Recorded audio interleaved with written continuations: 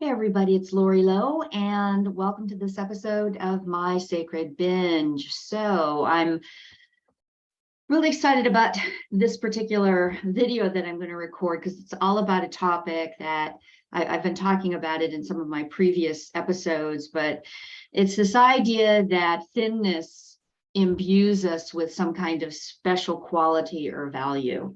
And if we look around at the healthcare industry, as well as just our cultural and social world right now, it's clear that if you're thin, you're considered a preferred body type, and you actually get all kinds of preferential treatment. You make more money.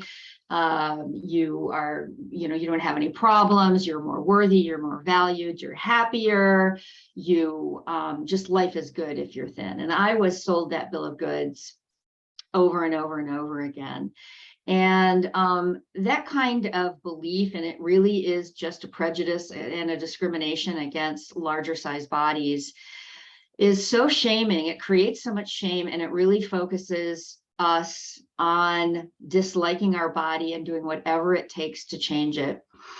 And for a long time, it was socially acceptable, and it still is, to focus on hating our bodies and being at war with our bodies just the way they are, and instead paying lots of money to purchase commercial weight loss programs, diet foods, diet products, diet pills, exercise equipment, workout tapes. All that stuff is predicated on losing weight. Losing weight, losing weight, losing weight. And nobody ever questions whether that's a good thing or not. So let's put some, excuse me, I almost poked myself in the nose with my glasses. Let's look at that belief that losing weight is just completely normal, and a focus on that is helpful for society. So I'm going to read again from this great book, Body Respect, by Linda Bacon and Lucy Amphramore. As always, I put a link to these books in my Facebook post. Those are paid links if you happen to click through on. So what I want to focus on now is this idea of, what if we stopped focusing on the need to be thin as a solution to everything. So this is from Lucy and Linda's book. So the real weight problem is our focus on treating and preventing fatness. The real weight problem is our focus on treating and preventing fatness.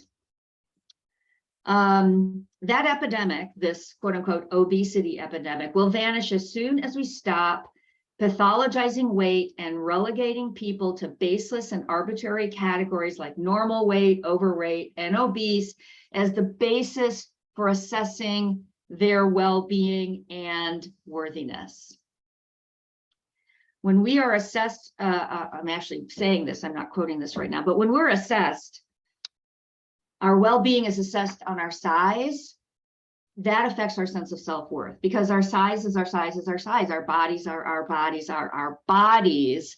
And we are worthy and loved and lovable and absolutely deserving of respect, regardless of our size. And giving up this addiction to thinness, in my opinion, is an absolutely essential part of healing a binge eating disorder. And here's why I think that. We are so tied up and addicted into this idea that I've got to lose weight, that we restrict, we create these deficits that are metabolically happening in our body. Our body tries to regulate itself, and we deal with things beyond just the emotional response to food, which is binging. We're driven by our metabolism and our body's regulatory systems to consume more calories. So, we're willing to just basically screw up and F up how our bodies work in order to attain this thinness that society says we should have. So I want to read to you from my own journal. This is my Flamingo journal right here, that addresses this particular feeling about thinness. Saying that we want to stop binging and restriction is a tremendous act of self-care.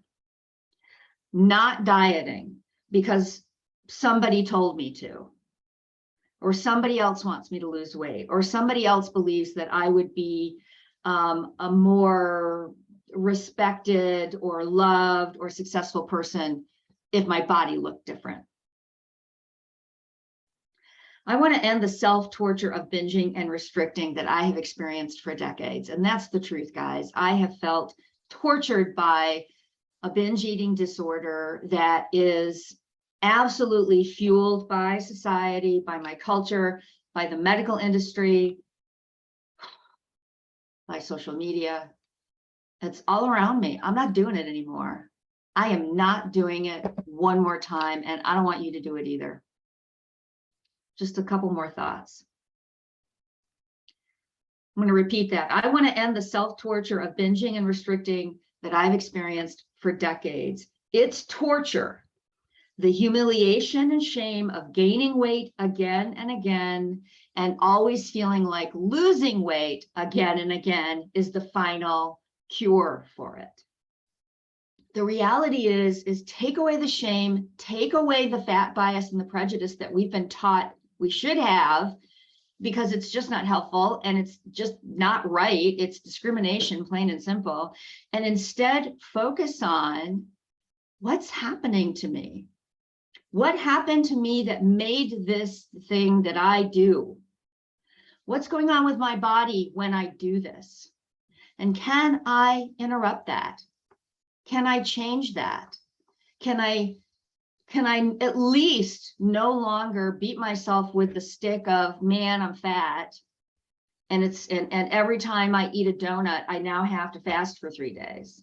That is just part of some terrible, awful ritual that we've learned to do in order to try to fit in a way that frankly doesn't work for anybody.